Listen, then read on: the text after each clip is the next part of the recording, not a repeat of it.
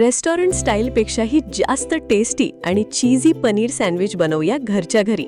Paneer sandwich बनवण्यासाठी आपण घेणार आहोत गगनगिरी मलाई पनीर, ब्रेड, चिरलेली शिमला मिरची, कांदा, टोमॅटो, कोथिंबीर, चिली फ्लेक्स आणि हिरव्या मिरच्या. त्यानंतर गगनगिरी मलाई पनीर घेऊन दाखवल्याप्रमाणे पनीर किसून घेऊया. मग त्यामध्ये शिमला मिरची, टोमॅटो, कांदा, हिरव्या मिरच्या, चिली फ्लेक्स, कोथिंबीर, चवीनुसार मीठ आणि क्रश केलेले चीज टाकून सर्व मिश्रण व्यवस्थित मिक्स करून घेऊया. त्यानंतर त्यात मेयोनीज टाकून पुन्हा एकत्र करूया. नंतर ब्रेड घेऊन त्यावर तयार केलेले मिश्रण व्यवस्थित पसरवूया. आणखी एक ब्रेड घेऊन त्यावर बटर लावून तो पहिल्या ब्रेडवर ठेवूया.